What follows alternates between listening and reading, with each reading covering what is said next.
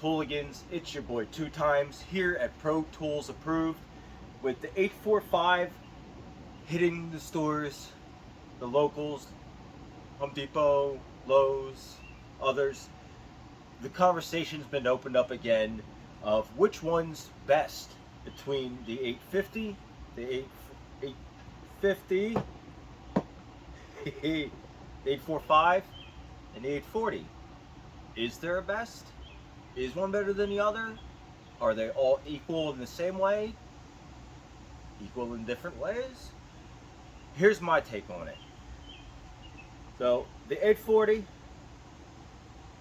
3200 RPMs max, because this is a single speed variable trigger.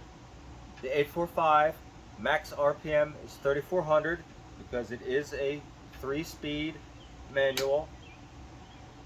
The 850 max RPMs only 3250 on the 3rd speed. The impacts per minute, 4200 impacts per minute on the 840, also 4200 impacts per minute on the 845, only 3800 impacts per minute on the 850. Now, I have no way of testing the power of each impact. That's for Torque Test channel. So, a little bit of quick math. It breaks it down to impacts per revolution is how I look at it.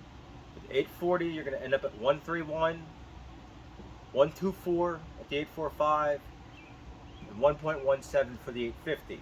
And I think that explains a lot of how fast each impact drives fasteners. Because looking at the board, if you want to go top RPM, top impacts, 845 should dust everything. Don't think that's the case. Now, I don't know how to put a fancy timer on the screen to time down how many screws there are.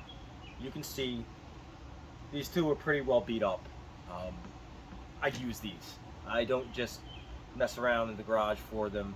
I've put a lot of trigger time on the 840 and the 850 in the last few months to try to weed out any problems or issues with either one.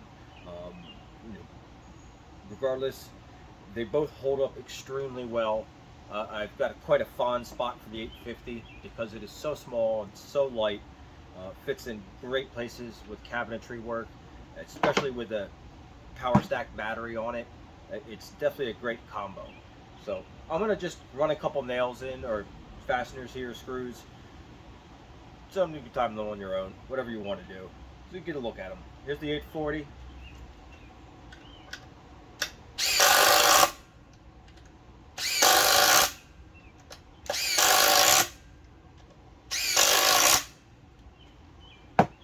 Here's our 845.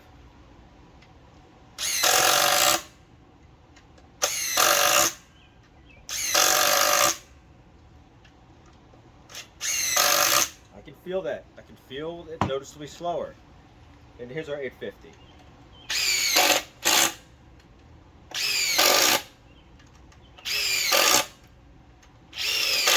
It feels a lot more like the 845. Now, here's a little idea. I want to take the 840 out of this. Just want to go to the 845 and the 850. And let's go to the middle speed. 845 is 2800 revolutions per minute in speed 2. Make sure that's on.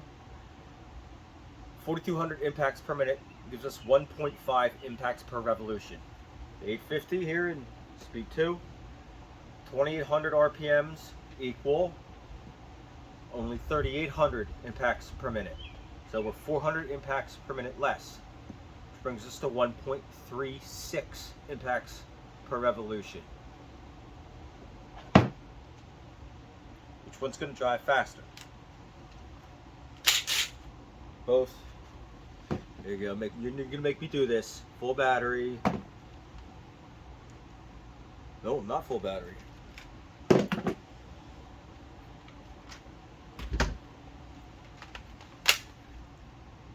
Full battery.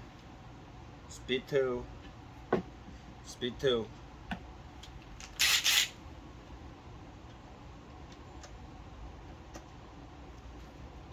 3, 2, 1. 850. 3, 2, 1. 850. That's the number right there. So it's not just the impacts of the Revolution, it's a combo of both. And that was in speed 2. So you want to go back to full speed. The 840 gives us 1.31 impacts per revolution. That's why it's going to be your fastest impact driver. I mean, if you're running a ton of deck screws, framing, you want something a little bit faster, go for it.